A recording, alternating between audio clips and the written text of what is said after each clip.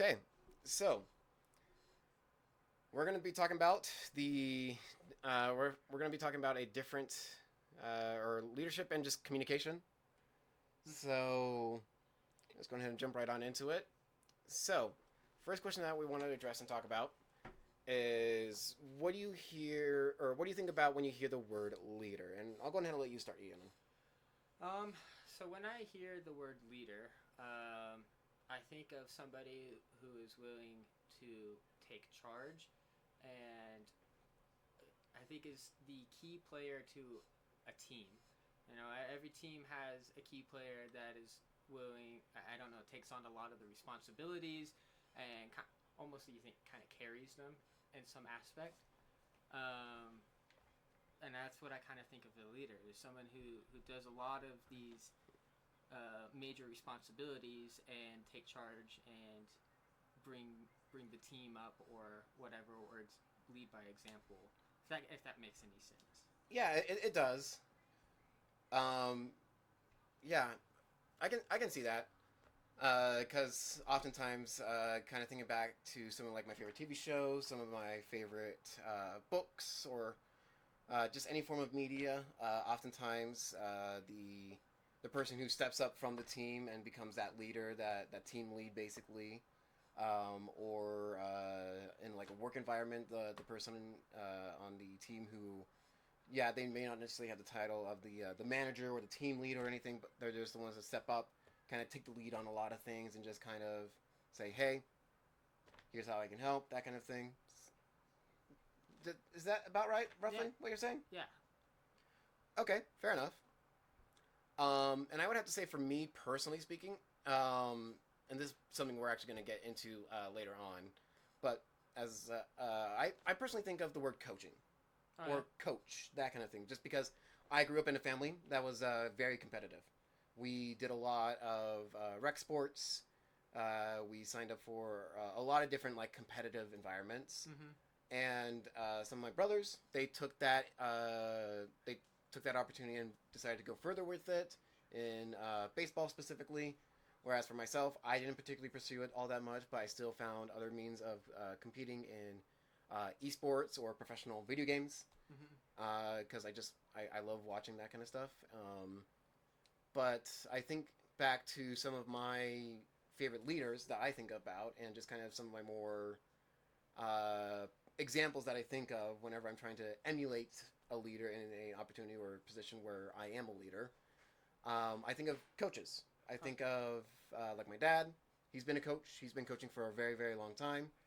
I think of sports TV shows or movies where the coach is actually a good coach, someone who really cares about their players, who really cares about um, the team as a whole, and the individual player as well is able to adjust their communication style based on the player. If the player is more receptive to a bit more like tough love or a more aggressive approach, they can do that. Or they are also able to be gentler and um, be a bit more not necessarily passive. How do I want to say this? More. A softer approach, basically, Okay. is the way I'm saying. Like, not tough love, but like more supportive love, that kind of thing. Okay. Of like, you got this, you can do this. Like, you're amazing at this, that kind of thing. Instead of like, what some people are more receptive to, of like, come on, get up, keep going. Like, very aggressive, like push yourself, that kind of thing. Mm-hmm. But a good leader, or when I think of the word leader and the coach, is someone who's also able to not only adjust or adapt their communication style, but also to help whoever they're leading get used to certain communication styles as well Mm. for certain situations. Like being a leader, there's so much to it, in just communication aspect as specifically. With this that you're talking about, do you have any experience, especially that last part on the latch onto so the coach or the leader helps helps you out with the aspect of learning other communication styles of almost kind of becoming, I think, a leader yourself. Mm-hmm. Have you had like any like good or bad experiences with that? that you could share or help us understand a little bit better? Yeah, absolutely. So, for me, the prime example that I can think of is I'm just trying to think as to because there's a couple of examples that I can think of. Like, there's this one um, TV show slash anime or Japanese animation called Haikyuu. Okay. It's a, yeah. So I believe you've seen it before. Or, Yeah. yeah. It's the one of volleyball. Volleyball. Right? Yeah, Okay. exactly. Yeah, because the coach initially, when you first meet him, he's very like rough around the edges. Mm-hmm. He's very much so one that like you don't want to mess with or push his buttons or anything. But as he takes on the role of being a coach, since his dad was a super famous coach for this high school team before, he comes in and initially he's a bit aggressive and a bit irritable, and is tossing out like a variety of like not like nicknames, Mm-hmm. right? And creating a bit of this like tough love kind of environment, but not in a mean way per se, where it's like where like he as the series progresses and goes on, like he recognizes boundaries, he recognizes when he as a coach needs to step in, and when to let the players step in, and because the players are such a variety of personalities, like the main character of the show is super bubbly, super hyper, like is a energizer bunny, Mm-hmm. just constantly going, constantly smiling, and is like even the most shy of characters in that show, he goes up to and has like creates some sort of relationship with them, even though they talk to like nobody at all. Whereas the other main character is super irritable, mess up one thing and he's all in your face. He's that typical, Perfectionist kind of person. yeah, Okay. perfectionistic, where he will call you out and insult you because he perceives himself as this prodigy because that's how he was like raised and everything, and that's how he's been perceived. But as the series goes on, they learn how to communicate with each other and with the rest of the team, Okay. um, and just with all their different like personalities and such. And it's helped along because of this coach, All right? Yeah. So they all take turns being leaders, but he's the one that kind of headed that and helped them to learn these different communication styles. Okay. That's kind of what I think of as a leader, like in my mind as like almost like the perfect leader, so to speak. Okay. Yeah. No, I could definitely agree with that. I also come from a very, very competitive family as well. Whether it comes to board games, whether it comes to card games, sports, whatever. Mm-hmm. I also come from a military family. My dad served in the Marine Corps, so did his brother, and I got many aunts and uncles and great grandparents. A lot of them military. So yeah, I got coaching, and then I think directing is almost another one that I've Yep. had the most experience with when it comes to leadership. Now they didn't be like a dictator and like directed it and like got Like up what and- someone might think of like a drill sergeant. yeah, like a drill sergeant. They weren't like up in your face and about it, but they definitely directed you and made like managed you, make sure you did it and get it done, whatever it may be. Whether Mm-hmm.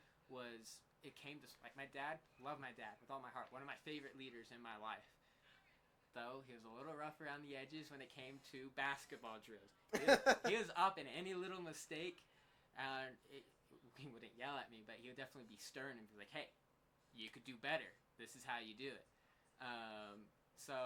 And then he'll give me an example almost. So it's a mix of coaching and directing that I've had in my Mhm. life, which I think there's a good balance when it comes to a lot of different leadership aspects and personalities and abilities, whatever you want to call it, Mm-hmm. that you can have in oneself. You can't be a coach without a little bit of, we're going to get into this a little bit more, but like supportive, or you can't be a coach without some directing, Mm-hmm. or maybe even a little bit of delegating, stuff like that. There's all these leaders have a primary thing, but they take bits and pieces of other type of leadership personalities or Mm-hmm. abilities, I guess, almost to put it. Yeah, exactly. Like that. That to me is like you said. We'll talk about a lot of this a bit more later. But just being adaptable, Mm-hmm. being flexible. that's been a personal philosophy of mine growing up as a kid. Improvise, adapt, and overcome. Right, exactly. Like just being locked into a certain way of thinking, a certain way of communication. Like it's going to get you only so far. Mm-hmm. Granted, if you play your cards right, you can get extremely far, but in a harmful way that could very easily come back to bite you very quickly and very easily. Um, and so I think it's a great transition into I can't remember what the chart is called, but it's basically a chart that indicates four different types of leaders. On the one side, it talks about the supportive level from low to high of a leader, and then across the bottom, do you have a title of the chart or? It does not have a title at the moment. Okay. We could get back to it later. Right. But anyways, across the bottom is like you could think of like the involvement of the leader. So from like low to high, Mm-hmm. right? So we're gonna start with the bottom left, then to bottom right, top left, and then top right. Where bottom left being very low involvement, very low supportiveness. Mm-hmm. Bottom right being high involvement, low supportiveness. Top left being high supportiveness but low involvement, and then top right being a mix of both, high involvement, high supportiveness. Okay. So with bottom left, what is that one? Is it Delegating? Delegating. So, what do you think of when you think of a delegating leader? What is their communication style? What is it that they do? How do they run and manage a team? Okay, I think, well, when I think of a delegating leader, honestly, the first thing that comes to my mind was one of my zone leaders from my mission. For those, I mean, whoever views this, for those who don't know what a mission is, look up LDS mission and you'll know. That's all. Right, it's a religious mission. Go out, talk to people. Yep, and we have leadership in it. And he really liked to tell us what to do. So kind of like that directing feeling. But not get involved in any possible way. He'll even like delegate his own responsibilities. Mm-hmm. It should be his responsibilities. We're happy to help because I mean, any follower will be willing to follow a great leader and help him out, take some of the slack up. But this leader used his power to delegate his own responsibilities to make his life easier. Mm-hmm. So that's what I think about as a delegating leader. Which isn't necessarily bad per se. Not per se, but there's a point though where it can be bad and it's too much. You know, you're a leader, you're an example. That's what I think. That's actually the first thing that when go back to the very beginning. What do I think of a leader? An example. Right. You're an example, and you got there somehow, which means you should be showing the example to those who you lead. Now, if you delegate too much, you're going to lose the mutual respect and love and compassion or help or whatever you want from those followers. Mm-hmm. So delegating isn't bad unless if you overuse it. To kind of go back to your point earlier, you know, you could specialize in one thing, but it's going to bite you in the butt later if you haven't practiced the other things as well. Mm-hmm. Yeah, delegation.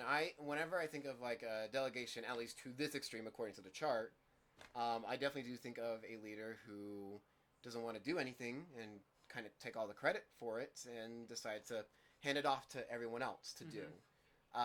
Like a manager who wants to really impress a higher up that they're about to do a presentation for or whatever. But they,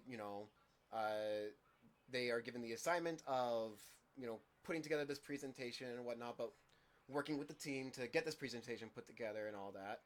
But when it comes time, after having worked with everyone to get it all done, A, they've done none of the work, so they have no idea what's on the presentation, or B,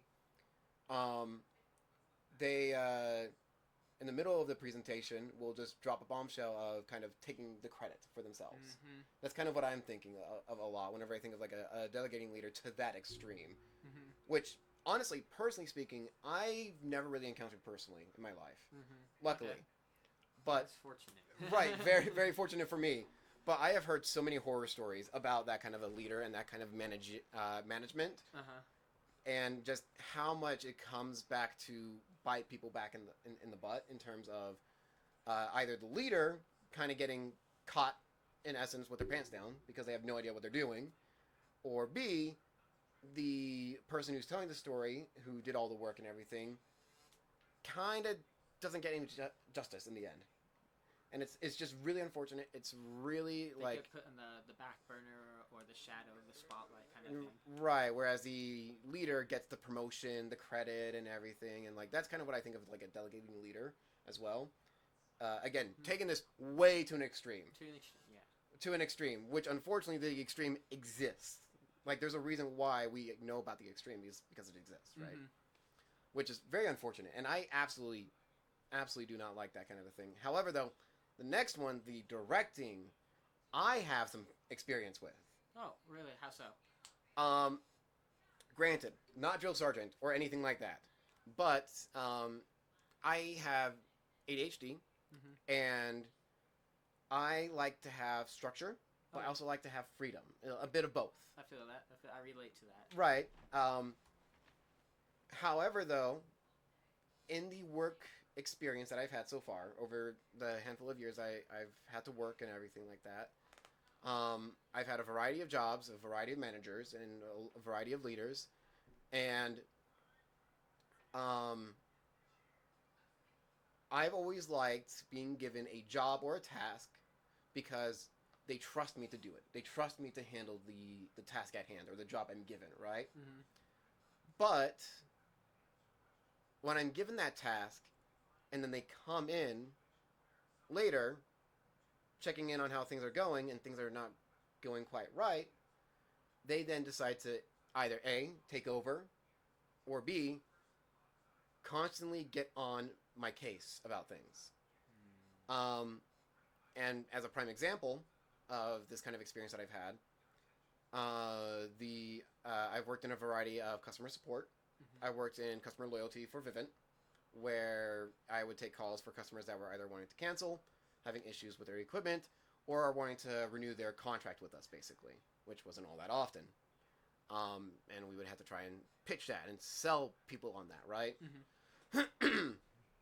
Especially because, part of the pitch was, hey, since you've been a loyal customer with us for so long, we can get you some special deals and discounts on your equipment to help get you some extra savings and upgrade from your old system that was old basically a year after you installed it to the current modern system that will be old in about a year after we get it installed as well. But we didn't say that part out loud.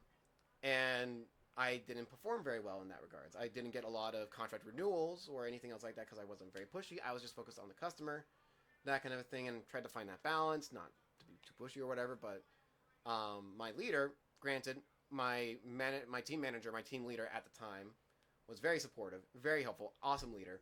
Just a lot of pressure from higher ups in the company in general. I got put on like a performance plan because I couldn't perform very well, and I was being micromanaged a ton on how to get these sales and all that. Same thing with my very first full-time job that I ever got, where I worked as a new claim specialist for this advocacy group called My Little Disability. I would try and help people in signing up to have us represent them in getting Social Security disability benefits. And again, I had low numbers in terms of getting new clients, new customers. And I got put on a performance plan and would be micromanaged because I wasn't performing all that well and respecting people's desire to not want our services. Do you think, you're bringing this up, do you think a leader who micromanages the ones he's over brings down the performance of the team? Personally, when it's me, like specifically a directing. It's specifically when it comes to directing. The directing micromanager. Okay. Yeah, because when it comes to me, I mean, you could direct me and tell me what to do, and I think I'll do a fairly good job. I like to believe I'm a hard worker and will give it my all and whatever I'm taxed to do. But when someone is almost breathing down my neck and watching me and correcting me at every little turn, I feel like I do worse and worse and worse. You almost have to overthink things. Yeah, you have a tendency, of overthinking. So have you ever had experiences like that, or do you relate exactly like that? Yeah, because I would get put on those performance plans and my numbers would drop. And fairly quickly. that's understandable. Yeah. Yeah, no, it's not been fun. Luckily, with my current job, that's not been the case. Mhm. I've been given a lot of freedom. I mean, been in a lot of different positions at my current job where I'm working, because I've been trusted with a lot of different responsibilities and such. But there's been a couple of positions where I've been micromanaged. Um, but majority of the time, though, it's not that big of a deal. Okay. Majority of the time, like, yes, I would be micromanaged, but not to the point of like breathing down my neck per se. Um, Especially in my current position that I'm working right now, where I don't have to worry about any specific details or anything. It's just a matter of just cleaning screens, which is I don't have to worry about like centering or anything else like that. I can just plug my earbuds in and just go at it. Mhm. And the only thing I have to worry about is making sure I don't let the screen sit in a chemical for too long, or scrub the screens with too much of another different chemical or something like that. And that's all I have to worry about. Okay. Other than that, it's super easy. So it's like, and it's by far and large where I performed the best out of any job position I've held so far. That is really good. Yeah, I've had a somewhat similar experience. It kind of goes to both sides. I was a sous chef for one of my jobs at a restaurant. I wanted to be a chef at some point in time in my life. After this, Mm-hmm. I don't want to be a chef for people. I like it for my friends and myself. I love cooking. Yep. Not for the public anymore though. Yep. Fair. But as I was being trained as a chef here, I do a lot of the side dishes or food prep and stuff like that. And if you start off, you're not going to be perfect at it, of course. Mm-hmm. And over time, I eventually got pretty good at it. And my boss or like managers will be like, "Whoa, you're actually doing like a really good job." And if there's a break, they'll come back there and like they'll watch me. And when I knew they were there, it was worse work than whenever I first started my job there. Mm-hmm. And when they were gone, I did a phenomenal job. Well, at least I think I did a phenomenal job. I hope. It definitely it went better. It went a lot better. Right. And that's what I was thinking about, because it was both ways. I mean, like they're telling me what to do when they weren't around. They gave me that freedom and that structure that you mentioned. Mm-hmm. And I did a good job. That was a good example of what they were doing as a leader. And then other times they were doing the exact opposite. They were like hovering over my shoulder as I'm like cutting up onions or preparing the side dish, and Mm-hmm. there went a whole batch. It was all gone. Oh yeah. And then I'll get criticized. You're like, you were doing so good earlier. Why are you doing? I can't say some of the things they say. It's the kitchen, all right. But pretty much you're like, why are you doing awful or horrible right now? What's going on? Or whatever it may be. And then sometimes I get stuck doing the worst of chores because of it. But you know. Right. I mean, another example of micromanaging, which luckily I've never had to deal with personally. Although there was a period of time where I held a job position where that could have been the case. However, luckily my boss at the time was actually a relatively like close family friend who gave me a shot at this job position and understood my tendencies and how I behaved and such, because he has ADHD just as how I did, but he managed it differently than how I do. But he was one of those like hard workers where he worked like 60 plus hours a week. And my whole job was to try and take stuff off his plate so he would have more time for himself or to do other things or whatever. But it was just well above my experience pay grade, I would have to say. However, though, he did expect something similar. And luckily, he didn't do this kind of behavior, but the behavior where that you hear about on like Reddit or other places of bosses or managers texting you on vacation, like, or as you're about to leave on vacation, like, hey, you're gonna have your business phone and you're gonna be able to access emails and all this other stuff. Like, you're gonna still be able to do all this, right, while you're gone. It's like, no, I'm on vacation. Like, I'm taking time off to go and do this. Like, that's that. Like, I'm not working. This is just to unwind and relax and kind of get recharged so I could do even better work. And like, but what if we need you? It's like, you can survive without me. Like, chill, right? Like the whole micromanagement of like, you're working 24/7. You're sold for the company, basically, right? So that's another thing that I think about when I think of directing. Okay.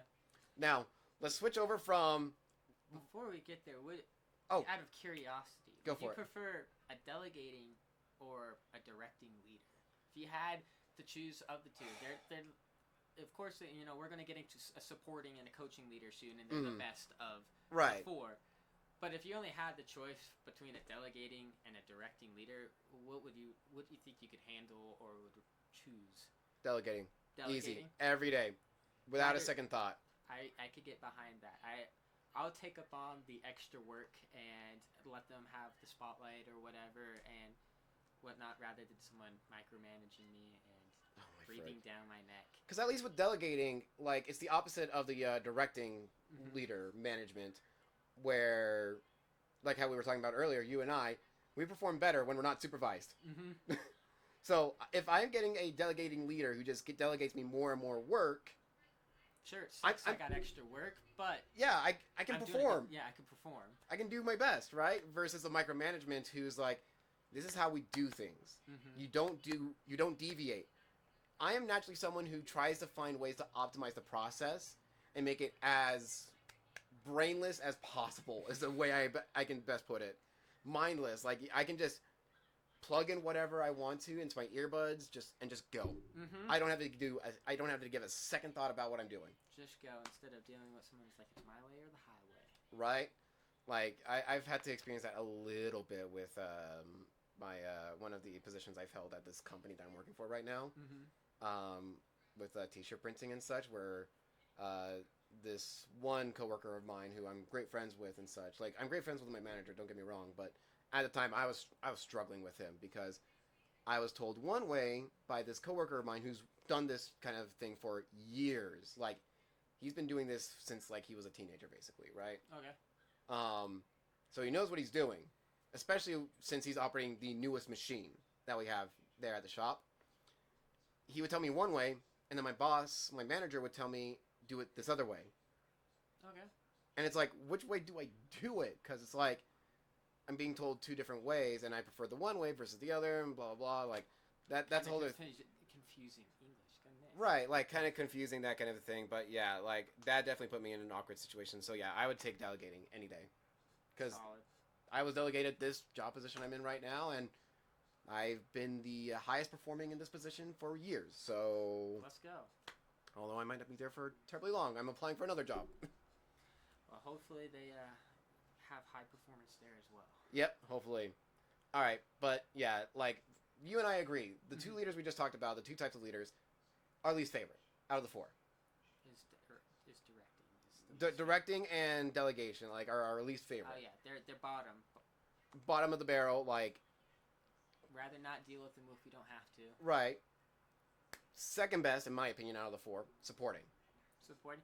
I think I'm the opposite, and that's the next one I think we're getting into. Supporting is my favorite type of really leadership. I like it when someone shows me, in coaching, it's they kind of show you. They're the example, and they walk you through everything. I like a bit of an example, and then I like, it's like almost tossing you into the deep end of the pool and let you kind of learn on your own. And they're there cheering you on, supporting you. I love getting support. When it came to sports or games or whatever, I could have somebody coaching me, delegating, directing, and I'm like, all right, I could do this. That's all right. But when I have a supportive leader, and that's their primary aspect, I think I performed the best. It's just know that somebody believed in me, somebody could trust me, and is willing to support me and my decisions. I also think a supportive leader is very open-minded.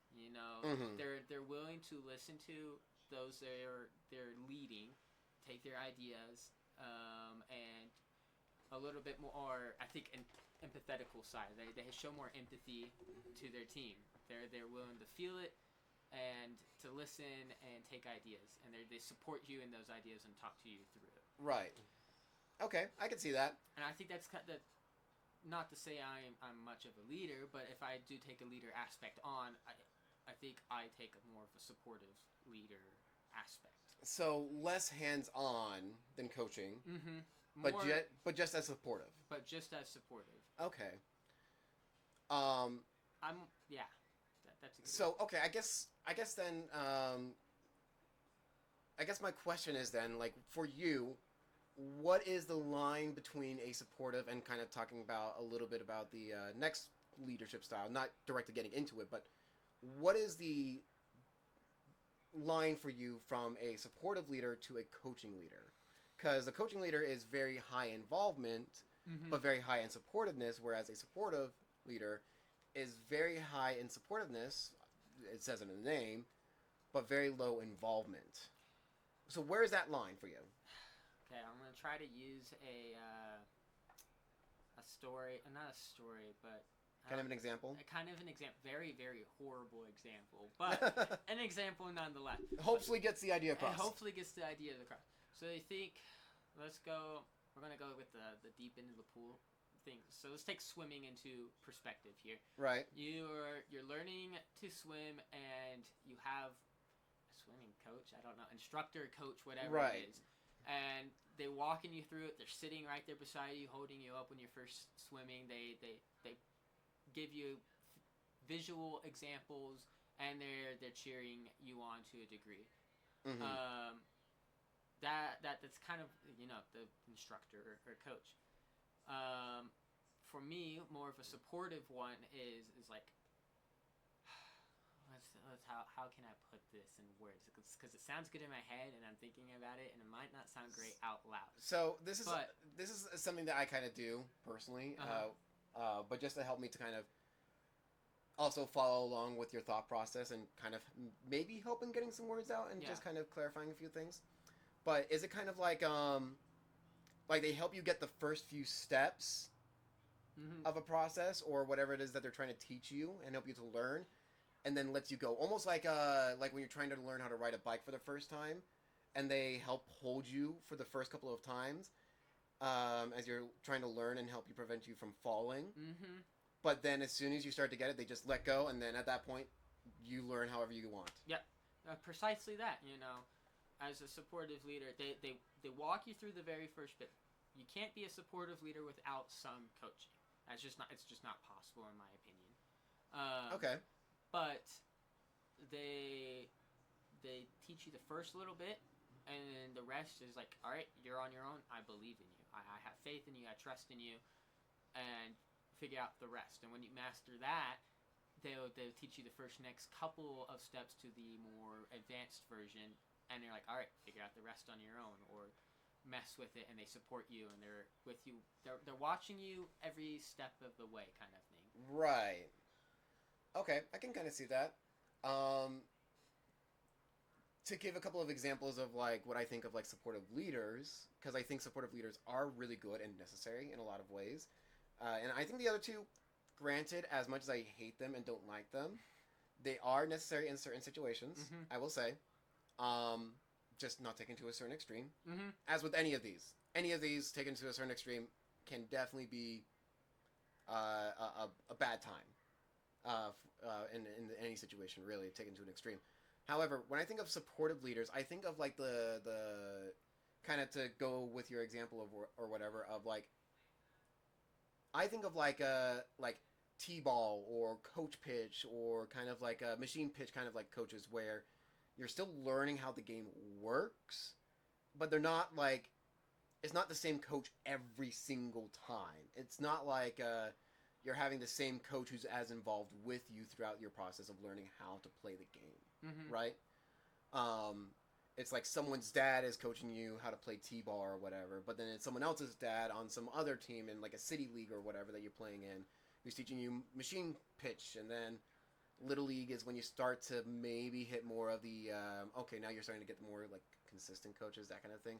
But like the coaches that or the leaders that you encounter that are teaching you the first few steps, the basics, the fundamentals, but you don't get terribly involved with them Mm-hmm. per se.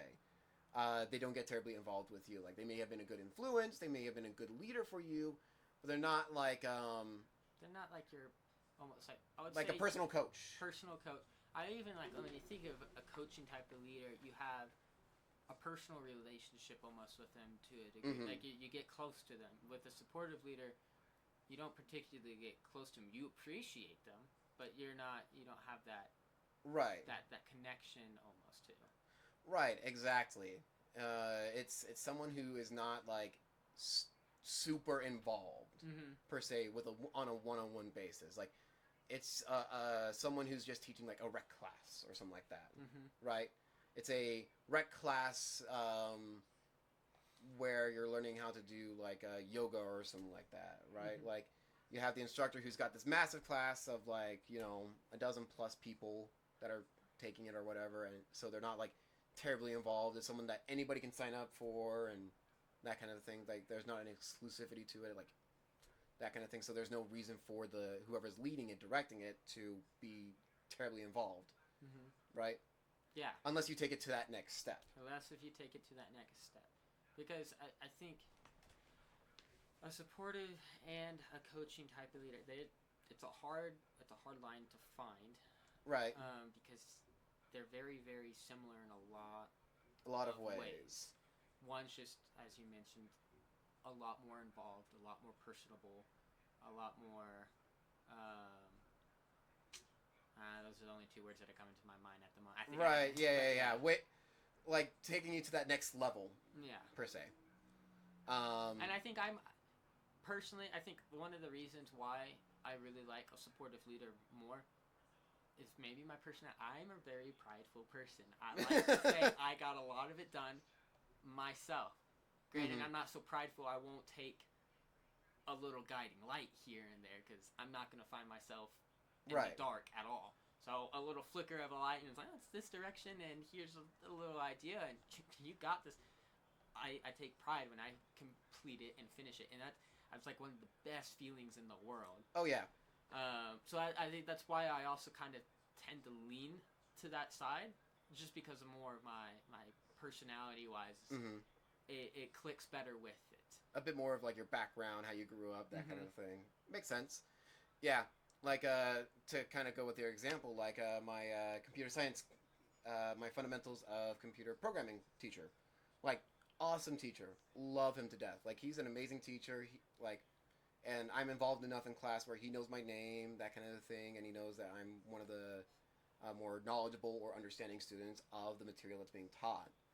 However, though, since I have such a fundamental knowledge and understanding of programming to a certain extent from previous experience and such, I've been able to take what he's taught me and advance it even further in the projects that the big projects that are like majority of our grade.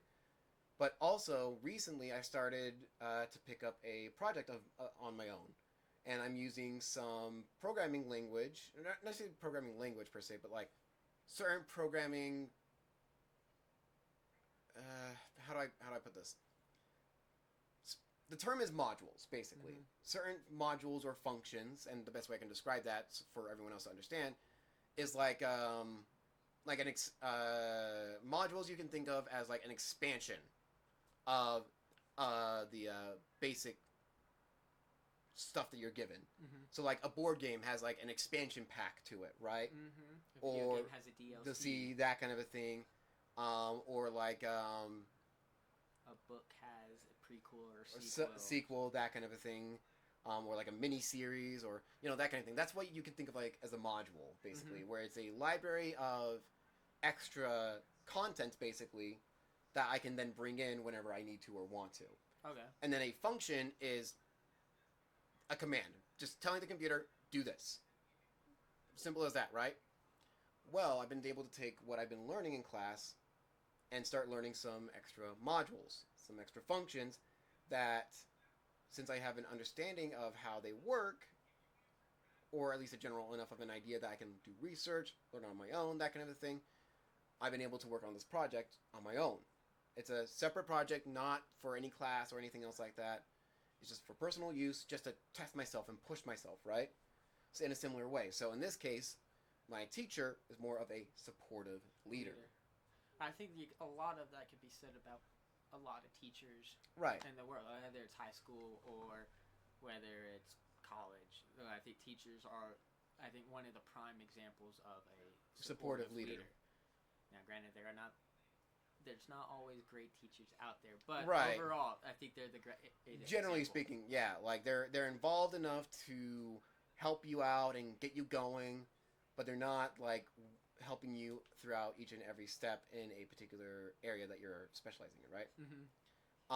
Now, to move on, like you said, the line between these two styles, supportive and coaching, is very difficult to distinguish. So, moving from supportive to coaching, crossing that line. This, in my opinion, for me personally, in a similar way, how supporting leaders for you is your favorite, coaching is my favorite, because I grew up in a competitive environment.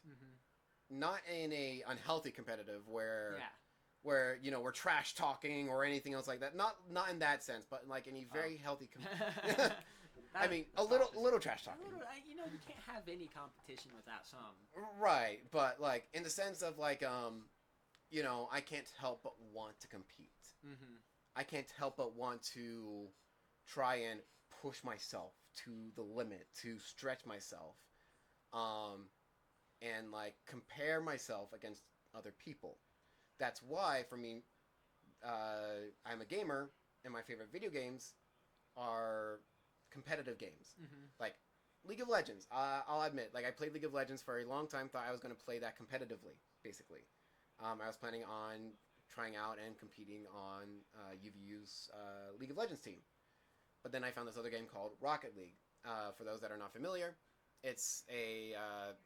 it's cars plus soccer. Rocket-powered cars playing soccer. That's the summary of it. Yeah. But like other games like Valorant, Trackmania are other games that I play. Like I love playing competitive games. I love competing against other people.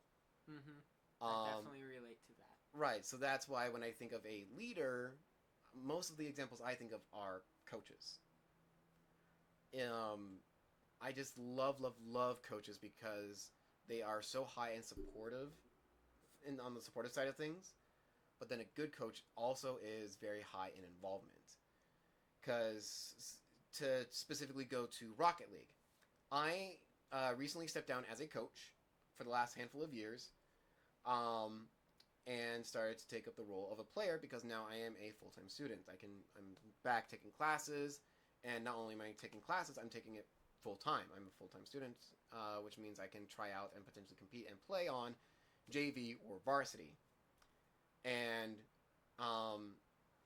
at that point, now I have a coach that is going to be more involved in terms of the specifics of my gameplay, that are going to be supportive, like, man, you're really good. Like, I've had coaching sessions with the varsity coach, and he's like, dude, you're really good. Like, you are JV material. You are, very supportive, very, like, hype me up. Like, you're a good player. You're awesome. Fantastic. Since I understand a bit of the behind the scenes, being a coach myself for a while, I got to hear a bit about behind the scenes when I tried out, and how, unfortunately, I didn't make JV, but it was close. It was me between like 3 or 4 other players, and it came down to less of gameplay and more availability than anything. That's how close it was, right? But my coach currently, unfortunately, was going to be way more involved, but due to life circumstances and such, he's kind of been a bit more busy and a bit more preoccupied, and life takes precedence. But in the moments where he has been more involved, it's been amazing, because there are certain barriers that you eventually hit as a player where it's like, I don't know what to do next. I'm lost. There's so much I can figure out and learn, but I don't know where to take it to that next level, right? How can I best help my team? Where can I improve to better support my teammates and help them perform better? Or I can step up and perform better and be that star player that we need, or that kind of thing, right? And whenever my coach has been involved, it's been very helpful because he's been giving me some direction.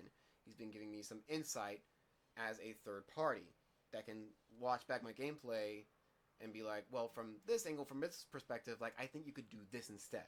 Mm-hmm. It's like, oh, okay, well, here's my thought process as to why I did it this way, that kind of thing. But it's been very nice because I've been able to get some feedback and get some insight. Oh, that's a new way of thinking. I appreciate that, right? And he's been very involved. He's followed up on certain like coaching or training regimens that he's given me, that kind of a thing. And I've been able to say, oh, I've not been doing too great, or I've been doing fantastic. Like, thank you. Like, this has helped me out a ton. You know, and we just constantly go back and forth all the time, on and off, right? And I love coaching just because of how involved they are. It gives me so much direction. Because once you hit a certain level, you need that guidance. You need that direction. I completely agree. And don't get me wrong, as much as I love a supportive leader, coaching is amazing too. Mm-hmm. And I've had many, many great experiences, as you've mentioned, as I've mentioned before as well. Competitive family. You know, I think one of my best coaches I've ever had, who's like almost makes me like think coaching sometimes is better than a supportive leader. Like he almost tips the scale too. Right. It was one of my former bishops as when I was in a youth group. Mm-hmm. And yeah, he was like a second father to me almost, and he helped me throughout my youth from the ages of 12 to 18. Right. And he really coached me on how to be a leader. I was in leadership positions of every age group, from the 12 to 13s to 14 to 15s, and the 16 to 18 age group. And which means I got to work closely with him all the time. And he coached me on what a leader is and how to become one, and the importance of it. So, a leader coaching someone to become a leader. I think that was like one of the greatest experiences that I've ever had. He was super involved. He checked up in often. He gave me room to make mistakes. He wasn't he wasn't like directing up in my face, kind of thing. But he coached, and he recognized where I had flaws, and he turned them into strengths. And he was super supportive in all things. And, you know, he was willing to lend an ear and to be there to support and to guide. Right. And he only got involved when he needed to. Because he only got involved when he needed to. You know, one of the big things being part of a youth group, they want to raise leaders, which means don't get in the way when I think there's times when you have to have somebody make a mistake, because that's the only way they can learn. Right. And which is something he was really, really good at. And there would be times I'm like, I need help. And he's like, figure it out or make the mistake. And I'm like, this sucks. And I look back on it. I'm like, actually, that probably helped me more than anything. Right. Honestly, like, that to me is kind of an indicator, or not necessarily an indicator, but like a reason why that line between a supportive leader and a coaching leader is so hard to distinguish is because a coaching leader can be a supportive leader in the sense that they won't be involved. But a coaching leader, and this is kind of why I view coaching as kind of like that, the ultimate leader type, at least for me personally, is because they're high on both scales, which means they've had to see the low of both scales, which means they can move between. They can adapt and adjust on the scale where they need to be. That's for me, like, that is what a good coaching leader is. Now, granted, obviously, as you've said, like, a good supportive leader is also just as beneficial or just as helpful in a lot of instances. And also, they're just as beneficial and helpful as a supportive leader. But also, I think it kind of goes back to what I said a little bit. It depends on a person's personality type or who they are. And that will also designate what is the best type of leader for them. Right. So a lot of people work really, really good with a coaching leader. others super well with a supporting leader. And I think there's some odd few who really like a directing leader and a delegating leader. I mean, whoever's out there, good for you, man. But great, love it. You're a little crazy, okay? From what I've understood, those people are more the analytical people. Oh yeah, that makes sense. Okay. I've done a lot of extensive study and research on psychology and personality and things like that. More specifically, the Myers-Briggs personality test. Mm-hmm. If you're familiar with that, I think I've heard of it. I'm not sure what it exactly is. it's the like the 4 letters. So like I am an ENFP, so I'm extroverted, intuitive, feeling, prospecting. Okay. You know what I'm talking about? Yeah. And there's definitely some personalities that I do not comprehend or understand, but to them it makes sense. And from what I understand, and from my mission experience being very goal oriented, as much as it drove me up the wall, my mission was filled with a lot of analytical people, and so being goal oriented made a lot of sense. Whereas for me personally, it kind of worked to my detriment. But when you're working with, hundreds of missionaries in a mission, like you can't satisfy everyone. You got to go with, Never satisfy the majority, right? And just help out the one-on-ones whenever you can, right? So it's like, what are you gonna do? What are you gonna do, right? But yeah, like I definitely work better with a supporting or coaching leadership style. But to kind of go back to supporting, because we didn't necessarily address, or we kind of, in a roundabout way, addressed and talked about the primary question of how does a supporting, and then followed up, how does a coaching leader communicate? So how does let's again backtrack and go to supporting leader. How does a supporting leader communicate? I think the best example I can give is cheerleaders. Cheerleaders, yeah. Yep. They're on the sidelines and they're like, "You got this!" And then they do these like fancy moves, and you're like, "Oh, that's super cool. I bet I could do that too." But like they're cheering you on. I think that's the prime example of how they communicate. Is they're always upbeat, ready to go, and cheering you on. They're your hype man, your wingman, right? Yep. And then also open-minded, super open-minded people, I think. Right. They're the ones that they're not the problem solvers. They're the ones that get you back up on your feet. And I think they're almost like, you toss the problem at them, and somehow they reword it to toss the problem back at you, and it clicks in your head that you solved it, and almost in a way that you solved the problem yourself.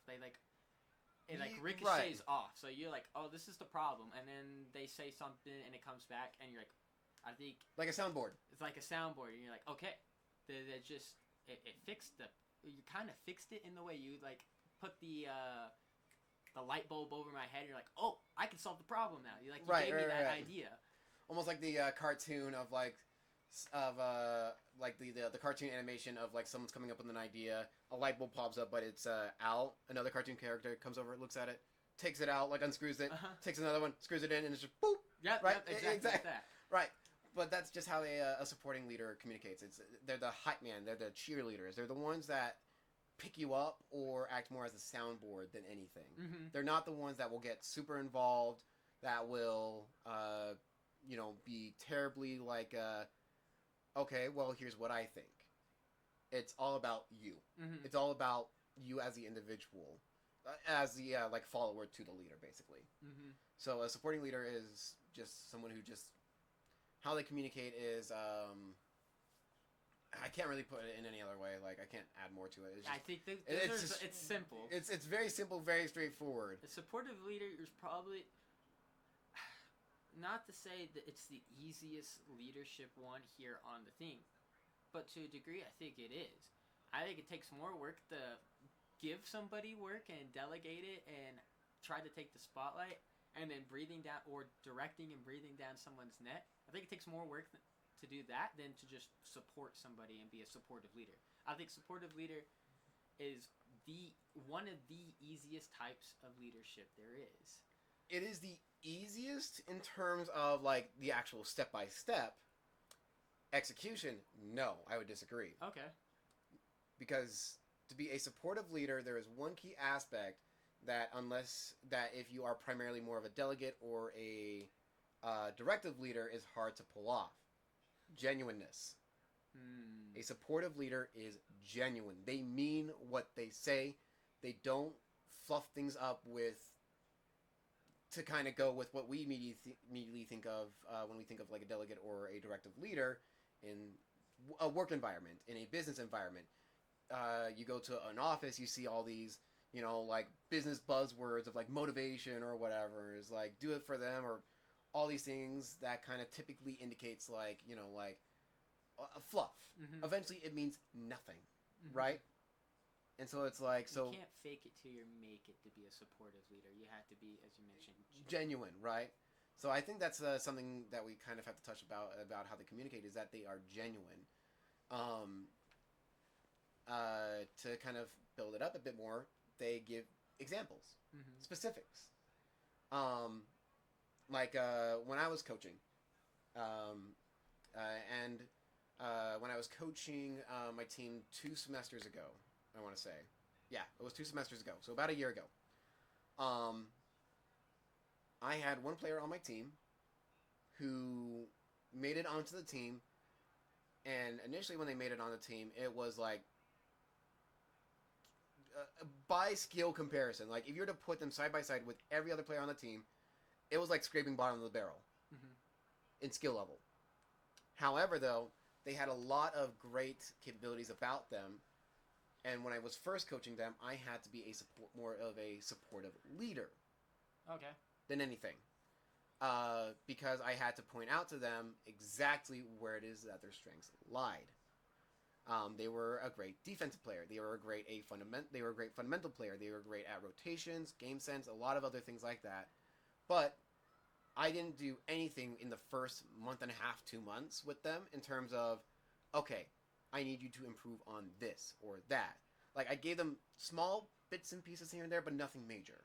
Majority of it was focus on not overthinking it and just being you. Right? So I think that's the important part, and what makes being a supportive leader so hard for people who are more tendance towards delegating and directive is the genuineness. Can you say the same thing for coaching? You need the genuineness to be a coach. Oh, absolutely. Okay. In order to be in that high supportive area, you need to be genuine.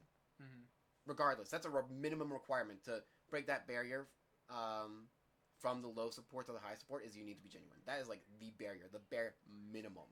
Okay. Is being genuine and honest. That immediately gains you a lot of respect, communication and leadership wise. So, coaching, how do they communicate? How do they communicate? How do you think? I think I can provide a lot of insight on this just because, like I said, coaching is my favorite, and I think of coaching primarily whenever I think of a leader. The way a coaching style leader communicates is, it's hard to explain, but it's adaptive communication. As I mentioned, quite a bit ago, of they're adaptive in how they communicate.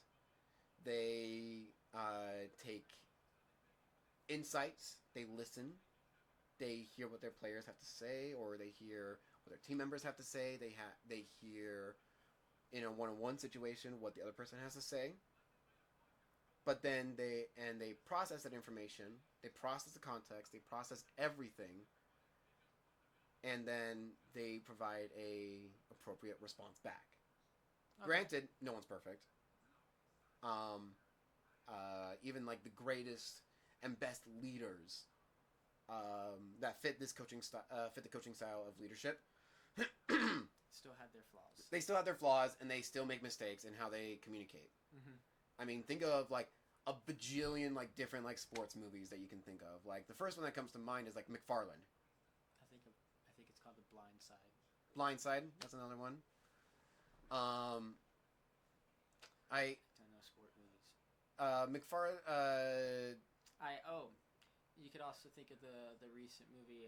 What is it called? Gran Turismo? No. Something like that. Yeah, I know what you're talking about. The racing simulator movie. Right, but like basically the idea is like, the coaches have this moment storytelling wise, like where it's a low, they have poor communication as they're starting to get used to coaching and everything, and then suddenly they break through. The team becomes stronger. Blah blah blah. All that, classic storytelling stuff, right? So they have those moments, but a coach learns from those moments. That's how they communicate as well. Is that their communication is humble, genuine, and adaptive. If a player needs to be knocked down a couple of pegs, and I'm going to say player just because coaching, I think of sports, right? Competitive environment, right? But player referring to just any follower, right? But if someone needs to be knocked down a couple of pegs, they'll knock them down a couple of pegs, but in a way that's still supportive. It's like it's not like get knocked down, suck it, loser kind of thing. Right. They're gonna, like, majority of the time they're gonna say, look, you are not the only one on this team. You are not the only one that's contributing to this. It's not a one-man show. Right. To go back to the Haikyuu example I gave earlier, try playing volleyball 1-on-7. It's not fun. No, you can't do it. I've tried it. Doesn't go well. Right, exactly. So you're not a one-man army.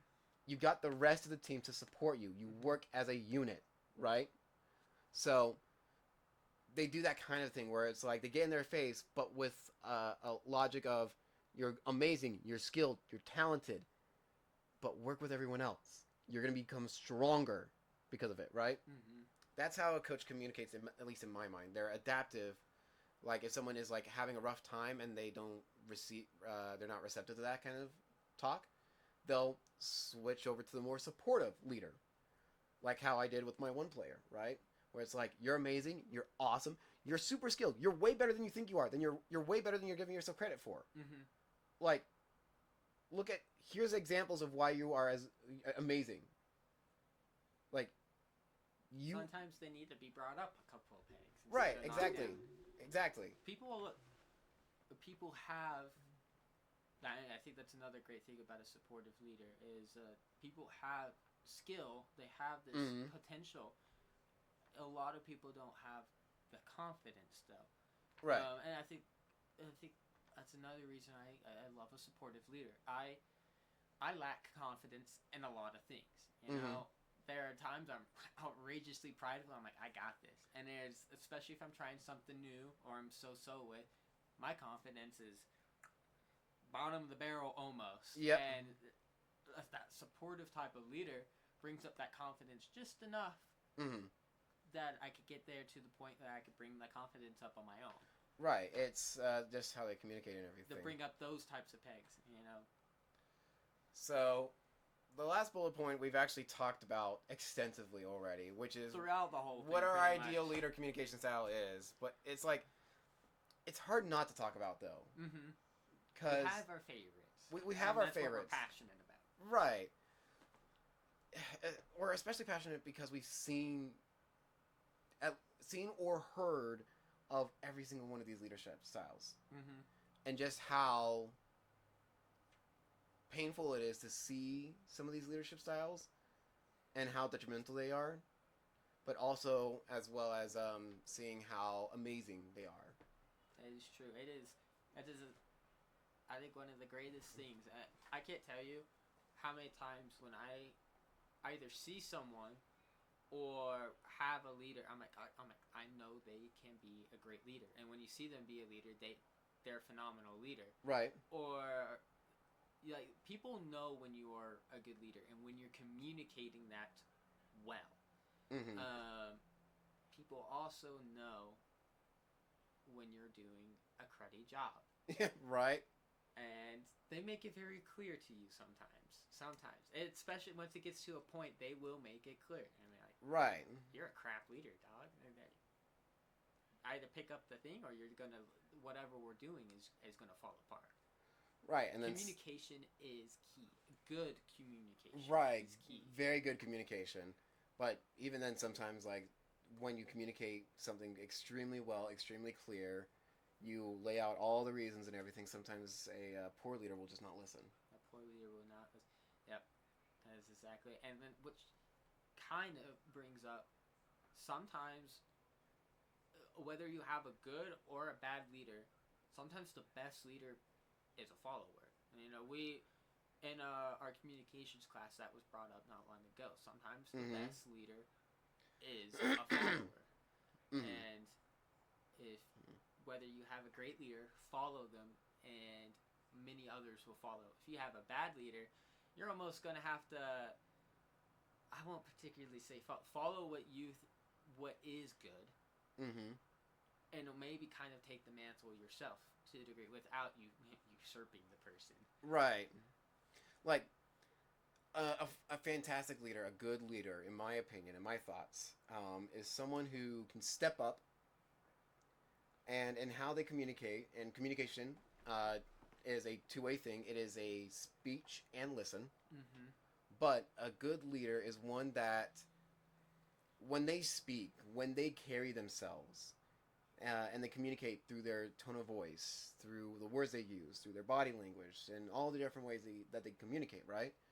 They communicate a sense of, I hold the authority, I have the final say. However, you have something to bring up, you have something to say, you have something to contribute. We're a team, contribute it. Mm-hmm. Let's listen, let's hear it, right? Let's let's explore that a little bit more. If you have some good insight as to how we can address this problem, great, fantastic. Let's deal with it, right? And and not only that, like, if it's a good enough of an idea, like, awesome, great, never would have thought of that. Let's go with that. Let's run with that. And if that doesn't work out, we'll reconvene, figure things out a bit more, and see if it's the right track, and we just need to make a couple of adjustments, or if we uh, need to have a completely different approach on how we address this problem. But they still hold the final say. They let others speak. They let others take charge. They let others take the lead still, and they also follow that lead if it's like a specific like assignment or something like that, because they are delegating, and they can't be involved in everything. But when they do get involved, they follow, but they still have the final say, and can provide some guidance, some direction, whatever they need to do. But they still have like the final say. But it's not like they hold it like the ultimate no. Mm. Not like the president can just veto something, right? Like, Yeah. not they don't have this like, I'm the final say card that says no, yes. It's not a card that they just play, and it's ultimately that's how it is.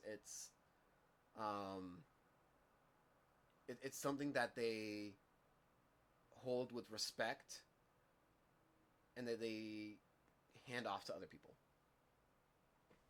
That's valid. That's really good. Mm-hmm. But yeah, I think that covers most everything That that we want. covers. Yeah, that's a good way to end right there. Yeah, absolutely. Dropping some bars right there. Boom. Let's go. Anyways, Of leaders, though, if you had to pick 2 or 3 favorite fictional, is that the right word? Fictional leaders that you would follow, who would they be? Oh, that's okay. 2 or 3 leaders that I had to follow. Who would they be? I gotta go with the. I gotta go with the coach from Haikyuu. Okay. Gotta say that one. Um. I'm trying to even think of 2 or 3 right now. I can for sure say that the coach from Haikyuu is one. The other one, there's one I can think of, but I'm like, could I really follow them? Maybe, maybe not. Roran from Aragon. That's a good one. The Aragon series, I Roran. can get behind that. He's a good leader. An underrated character in that series. He doesn't come up until actually gets any I won't say FaceTime, but recognition till halfway through. Dedicated the series. chapters. Yeah, dedicated chapters till halfway through the series. He should have definitely been the main character. I'm not gonna lie. I liked him so much more. I wouldn't say as far as like the main character per se, but I definitely loved a lot more of his chapters. I did too. They were a lot more fun to read. They were a lot more fun. Time went by faster when I read them. I'm not gonna lie. Right. But I don't think I could follow him and his leadership style as much. He was really. I think his leadership style is definitely more necessary for that time in For crisis. yeah, right. If I was in that time and that situation they were Absolutely. in, hands down, you got my loyalty. Right. But that's one. And the high Q coach. High Q coach, and that's primarily it because I can't think of much of any other coaches or leaders or anybody else I can think of fictionally immediately off the top of my head. I'm sure if give me some more time, I could come up. Of course. Do you have anybody else that you can think of, Brad? Besides Roran, Aragorn from Lord of the Rings, I'll charge the Black Keeps of Mordor with him any day. I think he was a phenomenal leader, and he had some good character development throughout the books and the TV I didn't say TV series, it's not even a series, the trilogy to become the leader he did. Sticking with fantasy, Gandalf. I feel like sorry, he not Gandalf. Disappears way too often. Not Gandalf. Elrond? Dumbledore. Dumbledore. Okay, yeah. Yep, Dumbledore. Harry Excuse Potter. me. Yep. They have a similar aesthetic. They do. Very similar aesthetic. One is Gandalf and Dumbledore. Yeah, they look. They're the same. They're They're look basically the same. right. One's just a school Professor. Or not principal. Headmaster. Headmaster. There you go. That's the word. And then, the other leader I could actually think of, again from Haikyuu, is Daichi, who is the team captain. Okay, I do remember. He was a phenomenal leader. Again, biased towards competitive situations because those are the kind of leaders that I personally vibe with the most and relate to the most. That's valid. And I think another leader I loved. I know these are kind of more opposite of supportive leaders, but they've always sparked awe in me. But have you ever seen the Vikings TV series? No, I haven't. Okay, it's probably my top 3 favorite TV series. But Ragnar Lothbrok from that series is by far one of the best leaders I've ever seen in a show or whatever. I see it. I love Viking North mythology. Right. So seeing that and then the way they portray his leader, I just admire. Captain America. He's a good leader. I could get behind him as a leader. Maybe not not so much towards the tail end of the original end game and everything. Because he started to become less and less of attached almost, it feels like. Not attached but grounded per se. Almost like he was against leadership, but I understand why he did what he did, because Tony, as much as I love Iron Man and Tony Stark, he kind of ruined things a little bit with that. No, it was secret, the whole shield. Anyways, there's a lot of aspects, but yeah. Right. Anyways, but yeah, a couple of good leaders that we would follow, that kind of thing. But I think that's where we can end it. Yeah, of course. Honestly, thanks so much for coming. Of course, thanks for having me. This was fun. This was fun. I could talk about this kind of stuff for hours, but oh yeah, gotta wrap it up. We are at about an hour 15. So that was 15 to 30 minutes longer than we were planning. So woohoo! Yeah, we take that. All right. Well, see y'all later. Let's go.